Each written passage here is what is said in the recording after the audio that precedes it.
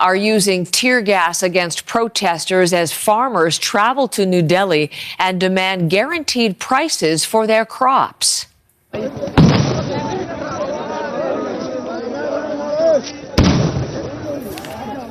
A drone at one point dropped tear gas on the protesters, and police have put up barricades as tens of thousands of farmers and people have traveled into the capital in tractors and trucks. This is all going on in India just 2 years after similar protests in the country. Those ended with Prime Minister Narendra Modi withdrawing controversial agricultural laws. But now the issues are back. And Neha Punya is live from New Delhi with us this morning. Neha, tell us a little bit more about the situation. It looks violent, looks a little volatile. What is happening there right now?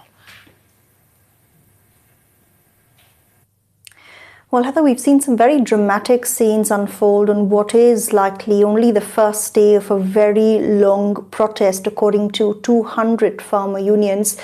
These farmers who are on their tractors and their trolleys have began that long march to Delhi from the North Indian state of Punjab, and they're currently about 230 kilometers away from New Delhi. Here they're being stopped by police officials belonging to the state of Haryana, which is Delhi's neighbor, and that's a region that's also ruled by Indian Prime Minister Narendra Modi's party. We saw police teams using water cannons and tear gas shells to disperse farmers, but these protesters say they're not leaving and they're not going to turn back and go home. Many of these protesters were seen tearing down the barricading that had been put up and using their tractors to remove obstacles as well.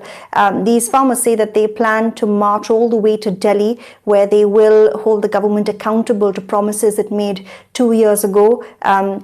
They say they're carrying enough supplies in their trucks and their trolleys to last them several months, and the plan is to stay camped outside Delhi for as long as it takes. But right now the bigger question is if they'll even be allowed to reach the national capital, which is hunkered down and sealed its 3 borders, ensuring that if these farmers do reach Delhi's borders, they will not be allowed into the national capital. Neha, I was mentioning in introducing you, there were similar protests in the country just a few years ago, and that led Modi to step back from some of his plans. What are the protesters demanding this time around, and what is likely to be the government reaction? That's absolutely right. I mean, the scenes playing out now in Punjab and Haryana are reminiscent of the start of the last farmers' protest we saw in 2021, which eventually lasted a year and ended with Prime Minister Modi's government giving in and repealing controversial agricultural laws which farmers claimed favored corporates over India's farming community.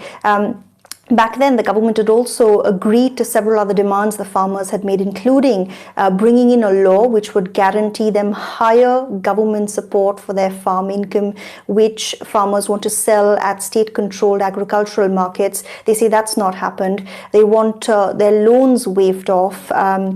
India has a huge problem with farmer suicides because of the huge amount of debt that many poor farmers accrue over the years. They're also asking that farm income be doubled.